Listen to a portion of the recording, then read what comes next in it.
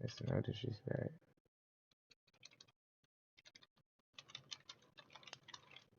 I ain't gonna lie.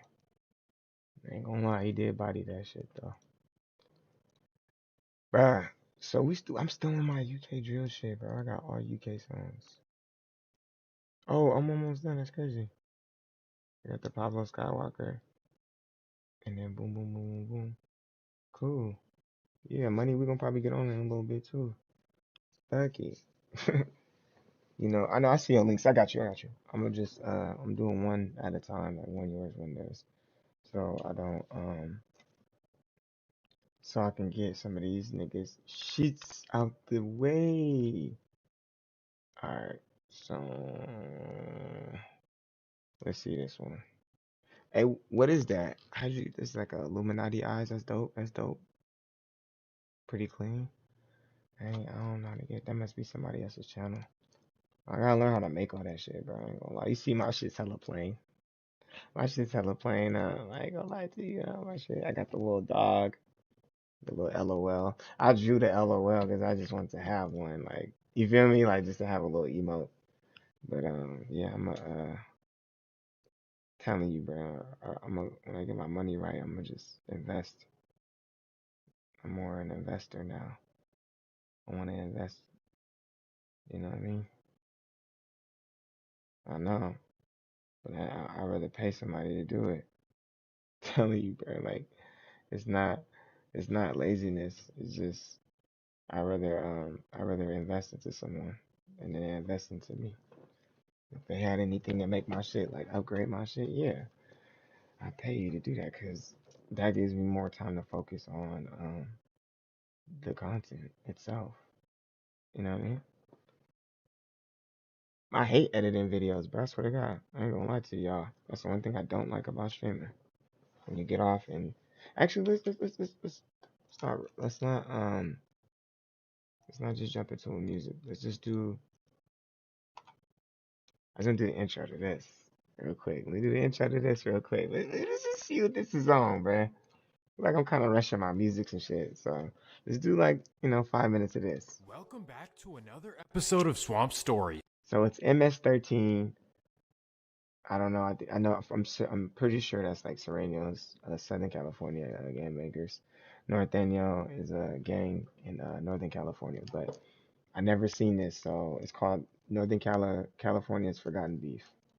For this episode, we cover a topic that many people don't know about. Of course, by now, everyone knows the names in the title, but I highly doubt that you know what their relationship consists of. So in this video, we're gonna cover the story and development of the two groups and how they ended up being at odds. See, now before we get into this movie, reaction, I ain't gonna watch the whole thing, but I seen the movie American Me. In American Me, they said that at one point in time, all the Serenos was one group. It wasn't Norteños. They were all one big group called Serenos. And then some of the Serenos branched off, and they ended up going to different prisons up north. And they were Serenos, but then they decided to create their own little gang, and they called it the Norteños. In the movie, that's what I was like. That's what I'm kind of getting the idea, but that's a movie, so kind of curious to see if that like aligns with that movie or not, because that's a really good movie. If you haven't seen it, American Me is a classic. Check it out.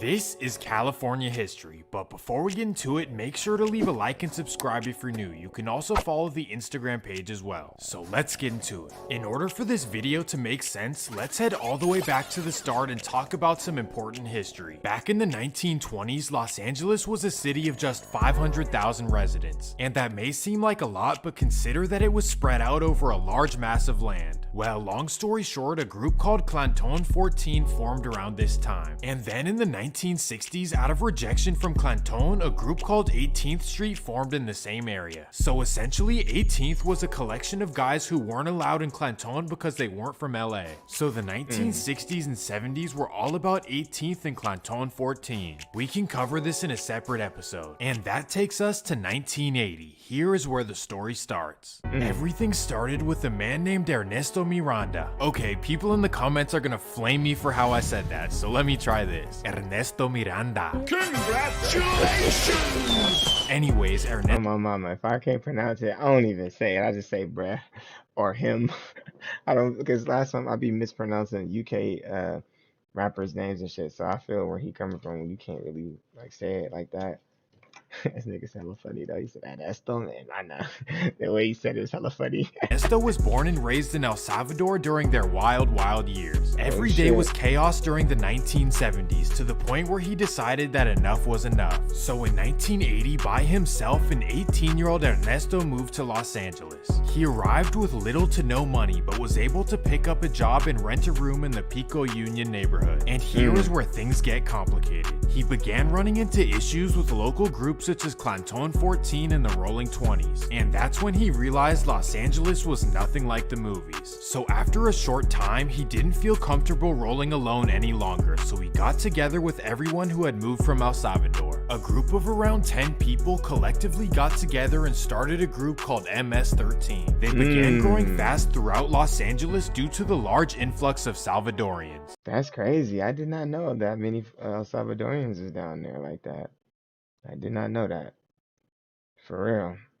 And there's a difference between El Salvadorians and Mexicans. Like, if you call someone El Salvadorian Mexican, they'll get very offended.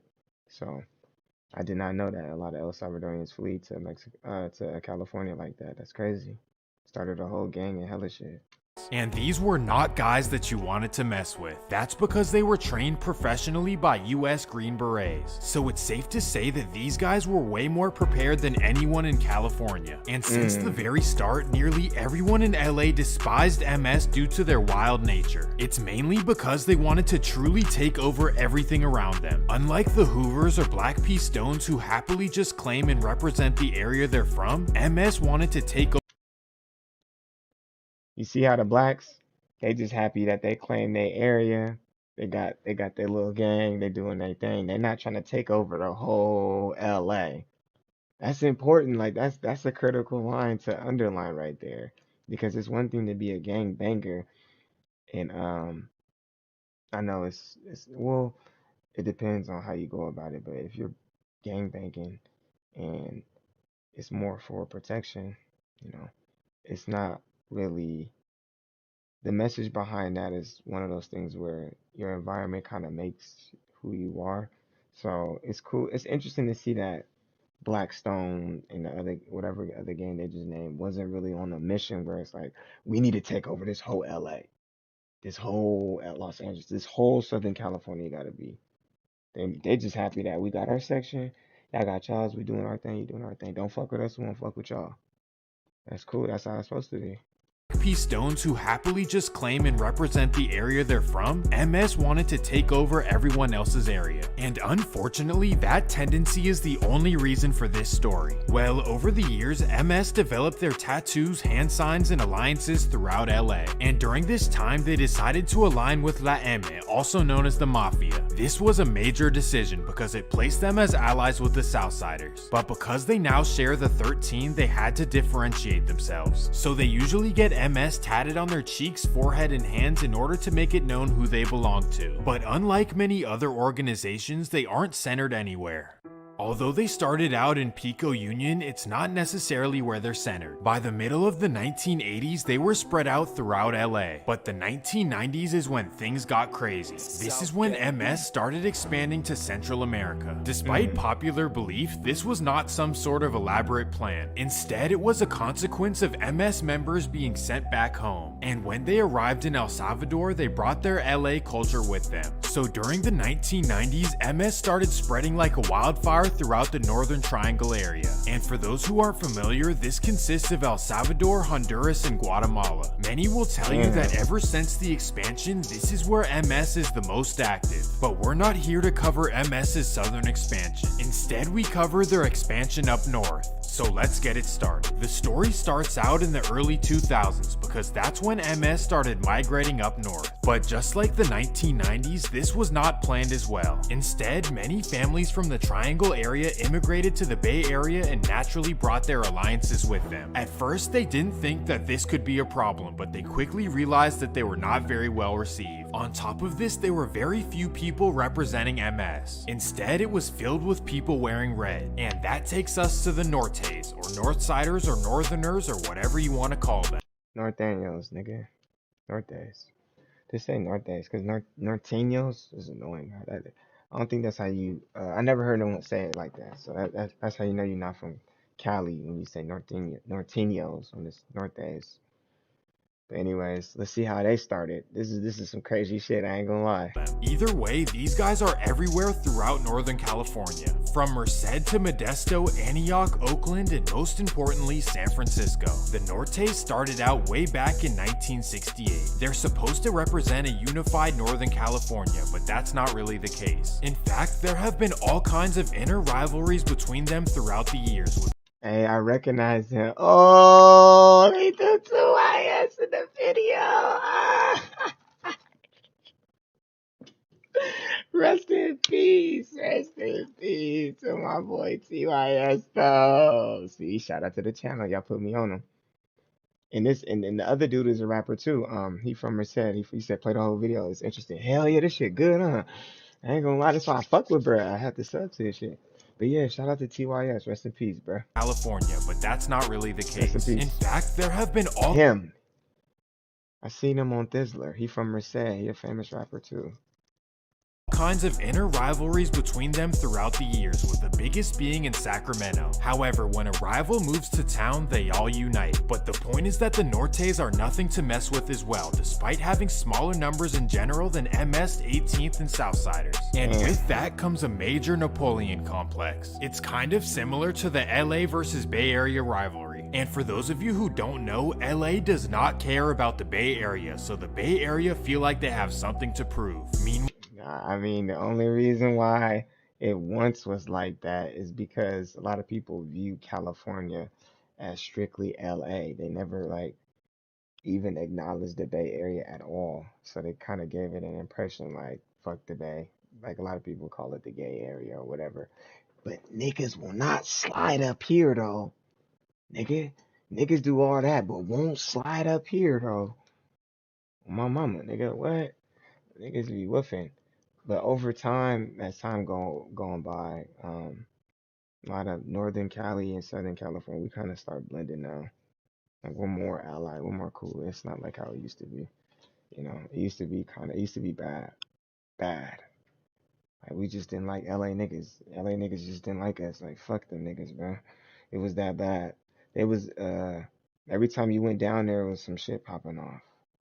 You feel me? And if I'm black, some of these Serranos, just because I'm black and I got, you know, I'm from Northern Cali and I got on a black shirt, they may think I'm Norte or they think I'm, you know what I'm saying? So it was a lot of tension down there with them for a while, especially San Diego.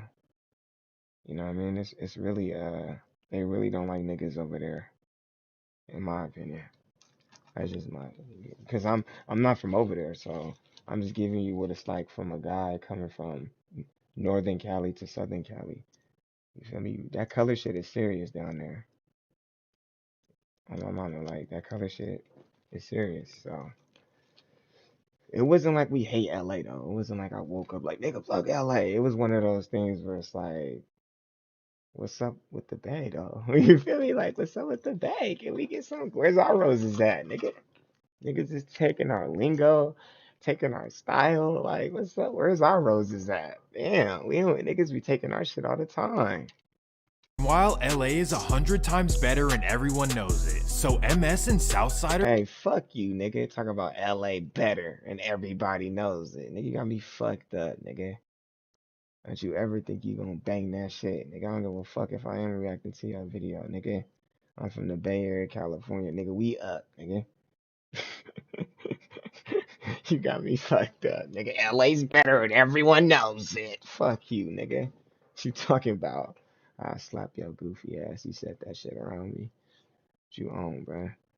I wouldn't go down there and say that to them. I wouldn't be like, yeah, the Bay better than LA. I wouldn't be in LA doing that shit. But it's all about where you from. See, where I'm from, like, it's serious in the Bay. It's serious about where you from and how you was raised and shit like that. So, yeah, I mean, we take that shit to the heart. For real, niggas take that shit to the grave. Meanwhile, LA is 100 times better and everyone knows it. So MS and Southsiders know that they're much bigger and Northerners feel like they have something to prove. Anyways, now that you know the context, let's head to where the story begins. Welcome to San Francisco's Mission District. Today, the area is known for Mark Zuckerberg, techies, and $14 smoothies. But back in the 2000s, the Mission had a whole different reputation. Pay attention, because if he's speaking so far, he's speaking facts. Back before Facebook, I'm telling you, bro, the Bay Area was a whole different place because the cost of living was expensive, but it wasn't skyrocketing.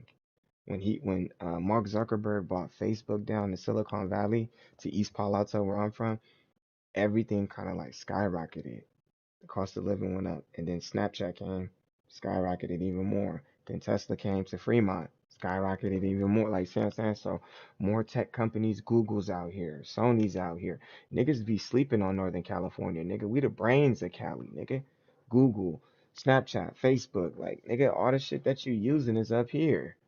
We the tech savvy over here. So California is just an important state on both sides. You know, from the famous perspective, from talent. If you have a dream of music, R&B producing, you go to LA, Southern California. If you're tech savvy, you know how to make apps, develop robots, you want to do some shit with, you know what I mean, computers, you come to Northern California. So it's like you get the best of both worlds in California. It's, you know what I mean, it's very beneficial. If you really have a dream and a goal, California is very beneficial for you. It was known as the city's sketchiest area, but also for being the largest Norte neighborhood in the whole Bay. From 16th down to 24th is their main area, with 24th being their strongest presence. And starting around 2000, a rivalry with Southsiders started arising in the Mission. Slowly but surely, more and more members began moving into the Mission, and this established a way for MS to feel comfortable as well. So in 2002, a high-ranking MS named Luis Fuentes decided to move into the Mission. His plan was to establish a presence in the Mission to help out the outnumbered Southsiders. So just remember that La M aligns with MS and Southsiders. So naturally, when Luis and other MS moved to the Bay Area, they rode alongside the Southsiders. And of course, this did not make the Mission District happy, especially given their history and pride. And that takes us to June 30th, 2004.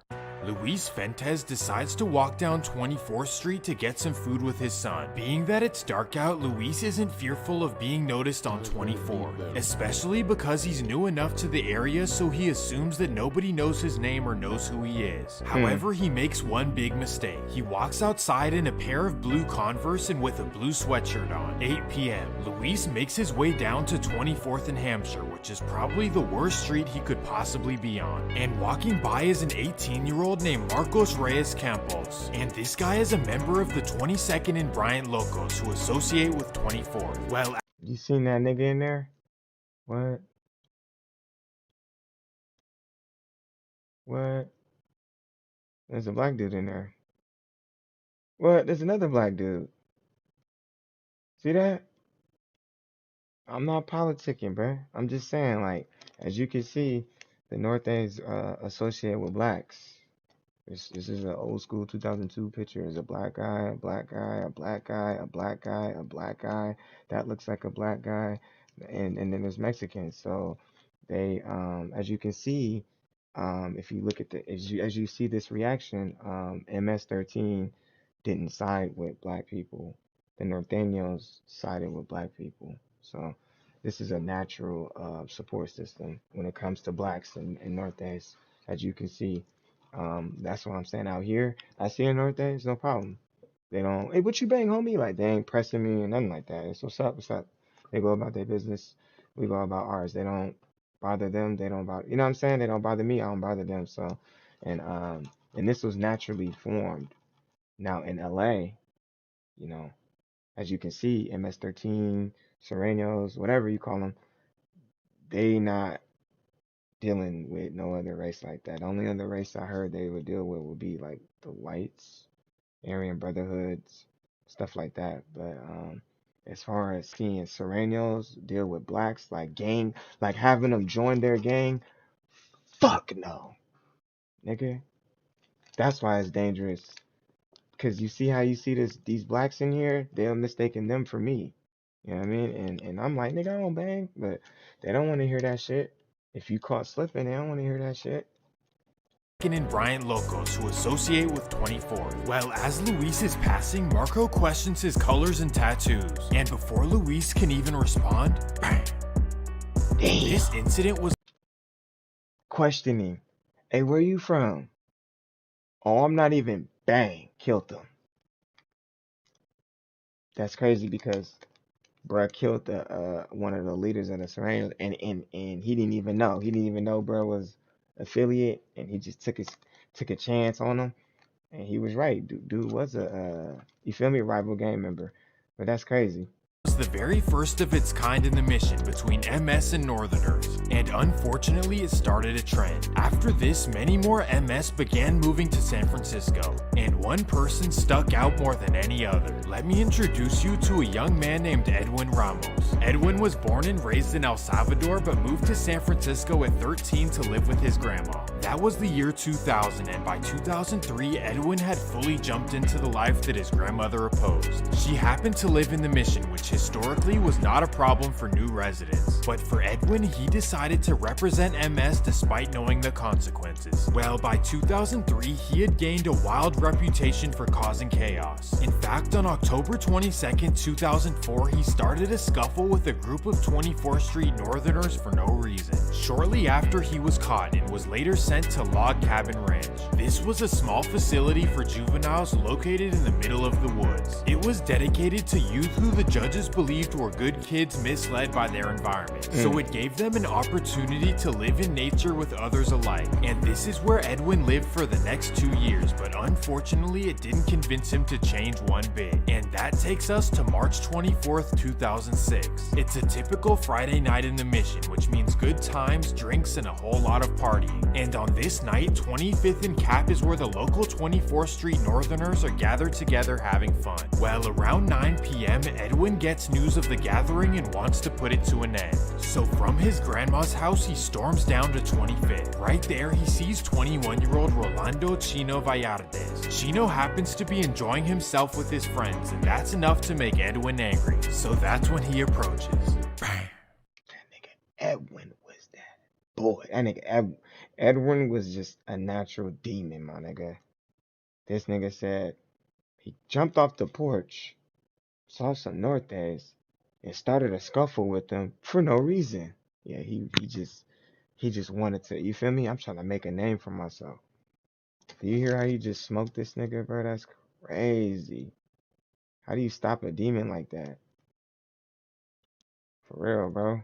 How do you stop someone like that? That's when he approaches. Bang. It's crazy.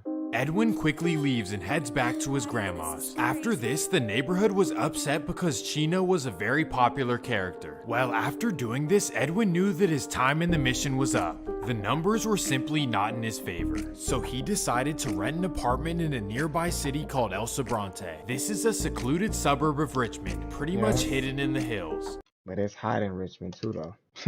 Don't get it twisted. But despite its suburban nature, the small city does have a Southsider presence. So within a week of living there, Edwin joined the local group known as Pasadena Locos 13. And because Southsiders and MS are aligned, this was not a big problem. But despite this move, he still had grievances in San Francisco. And that takes us to a forgotten about area of the city. Right near the south end of the city, you have a small area called the Excelsior, also known as the E. For a long time, this has been a Hispanic area, but overshadowed by the Mission. That's partly because they only represent their neighborhood instead of a color. However, out-of-towners like Edwin don't seem to know the difference. And that introduces us to the Bologna family. This is your typical middle-class family in the Excelsior, just minding their business. June 22nd, 2008, the Bologna family drive out to a family picnic in Fairfield, California. And after spending the day there, at 2:15 p.m., they head down Highway Highway 80 back to San Francisco. At 3 p.m., they arrive to their home on Maynard Street in the Excelsior. And as they're pulling in, a black Chrysler 300 rolls up beside them. In the Chrysler is Edwin Ramos. And This nigga Edward is a demon. This nigga was, I mean, my Mexican brother right here was dedicated, bro. This nigga was on some King Von shit, bro. My mama, he was dedicated. None of these like crimes that he doing is like retaliation. These are all initiating. Yeah, Edward was dedicated to make a name, bro. He was that boy. I ain't gonna lie. He was dedicated since he was like 16. I will be somebody. Oh my mama. he does not hesitate. He killed both of them. No way he killed both of them. He killed both of them. Beside them. In the Chrysler is Edwin Ramos, and he does not hesitate.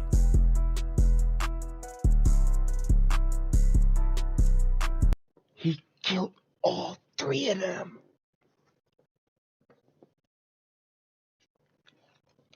This nigga Edward was. We need a documentary on Edward himself now. Like we need to go and do research on how he was raised, because this dude is crazy. He came out here from El Salvador with nothing to lose. But in reality, if he used his I know, right? I'm done. If he uses his powers for good, he would have made his name from himself in a positive light. You in San Francisco in the early 2000s, nigga, could have did anything. But he came out here trying to make a name for himself. That's four bodies. That's four bodies. He smacked the nigga in Frisco, then he smacked them niggas over all three. I think he killed the dad and the two sons. Dude is insane. This incident shocked the community, especially because they were a normal family. They had no relations or ties to anything of street nature. Well, a few months later, Edwin would go down for this thanks to his friend Douglas. I don't know how to say. His friend told, bruh, that's crazy. I'm not promoting violence, but I just think that that's an interesting way to go down. It's not like the police caught you. Somebody gave up information. That's tough. That, turning into an informant. It turns out that Douglas was driving the Chrysler and he got caught first. So SFPD offered him a way out by saying who did it, and that's exactly what he did. So Edwin Ramos got 50 years. Well, unfortunately, Edwin going down would not stop the madness anytime soon. At this time, living in the city and wearing red or blue could be a serious problem. And over the next few years, things only got worse, especially when more and more MS started moving north. And this time, 3 MS members had moved into the mission: Loco, Sleepy, and Luis Sana. And these guys' entire mission was to get any northerner they could find.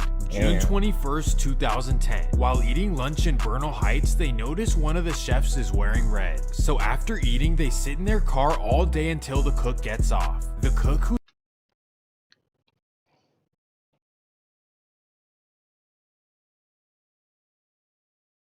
I'm done, bro. Ain't no way in hell. They went in there, ordered some food, seen that the dude had on a red shirt. Oh, now we finna kill the cook. These niggas went to kill the cook. But the nigga cooking, bro. You supposed to let the man cook, bro. What the fuck? Oh my god, this nigga really killed the cook. red. So after eating, they sit in their car all day until the cook gets off. The cook, whose name is Alexander Tamaj, has nothing to do with the streets, but these guys do not know that. So at 5 p.m, they watch him get on the 14 Muni bus and follow it all the way until he gets off. He takes the bus all the way to the very last stop in Daly City, and that's when the men approach.